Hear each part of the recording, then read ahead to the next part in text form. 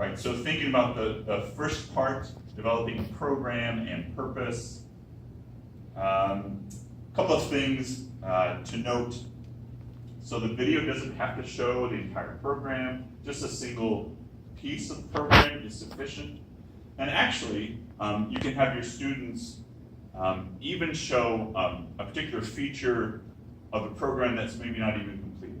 So an example might be if you're developing an asteroids game, and the video might just show the little spaceship shooting an asteroid or something like that. You could even show an asteroid bumping into the ship but nothing happens, right? And so that's not the completed game, but it's showing one piece of functionality, right? Shooting at that asteroid.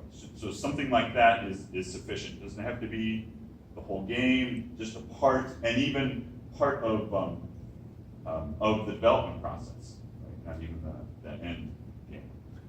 Videos don't have to be created independently. So you can tell your students, the videos can be created collaboratively as well, right? They need to submit it themselves, but it can be a collaborative effort. And then also, the video can show what I would call atypical work. So typically, you run some program, you see some output, maybe even a GUI, right? Some GUI elements, things like that. But there also can be something like a student programming a Raspberry Pi, and there's some lights that go on and off and flash, right? And so the video might just show some flashing lights. We might say, well, that's not doing anything. But the rest of the description could go on and talk about how they program that Raspberry Pi to make those lights flash on and off at the right times, right? So that's perfectly fine as well. Another example might be using a robot, right? Lego Mindstorm. And so the video might just be having this robot move around, right? And that's perfectly fine, as long as later on the student shows that, yeah, I programmed that robot, and here's the code and all that kind of stuff. Okay, so there's just some ideas to keep in mind. Yes, sir? So Joe, it could be the case then that the student actually doesn't ever get a completely functioning program, but at some point in time, they had a feature that they could demo. That's sure. Okay. Yeah, that's right. So that's all you need for the demo, to show some kind of functionality that you have. Yeah, good question. Okay, any other questions? Feel free to jump in. Yeah. Would it be okay if their name was included or their name was mentioned in the narration? Well, so that brings up some potential issues, right? So if the readers look at that, and if they know that person, right, they have to recuse themselves, and then it gets shuffled off to somebody who doesn't know that person. It's best not to do that, right? It's best just to be anonymous and grease the skids and make sure things go through smooth. Yeah, it's a good question. Will the students still get credit if they show their program core dumping? They need to show a piece of functionality. So if they show some running functionality and then it core dumps, yes, right? Because they have to show some functionality. Now, if they're arguing a core dump is their functionality, that's I think that's really pushing it. I think we've all had that feature, right? And done that. So, but good question. Any other questions? Okay.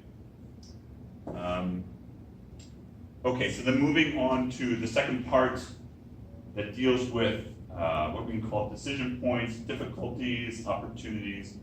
A few things to keep in mind. It's really good for the students to make it obvious what the decision points are, aside from just normal development.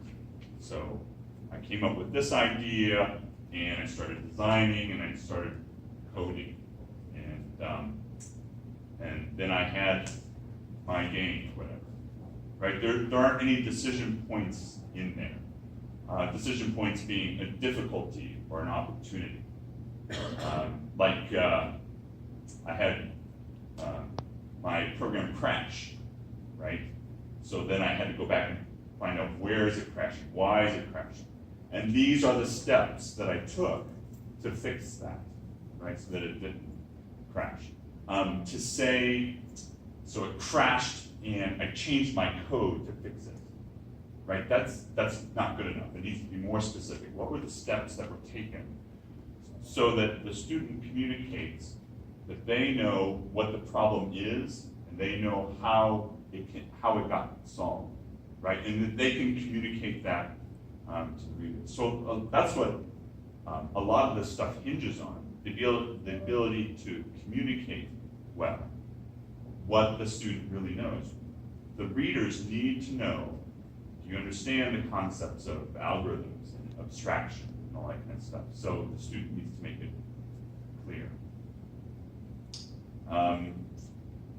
Let's see.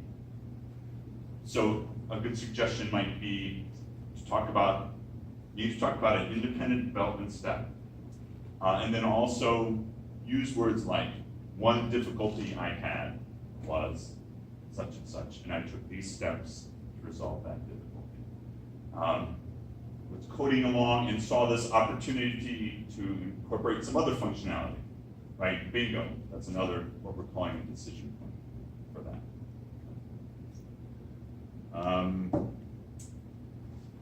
So sometimes this idea of brainstorming comes up, and so that's great. So we know that's part of the development process. So that gets counted as a step in the development process.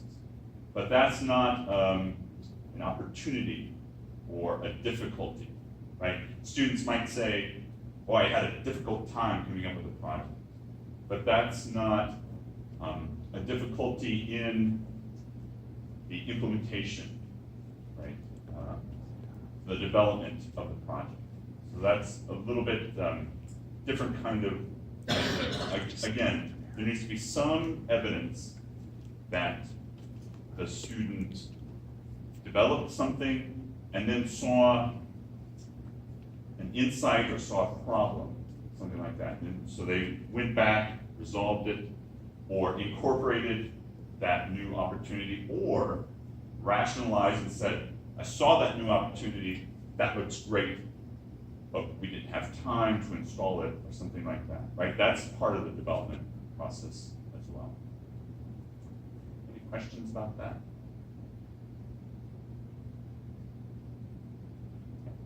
Do those have to be done independently? There needs to be some independent work that goes on, right? It doesn't entirely have to be done independently, but there needs to be some indication that the student did some portion of it independently. Even to the point of saying, I found this problem and we worked on it together to resolve it, right? Finding that problem, right, that's an important part. There are people whose jobs are to find problems, right? So that's an important piece of the development process. Yeah, that's a good question. Other questions? We got about 10 minutes, I hope. It's 9. Yeah, So, We'll thank say you. 10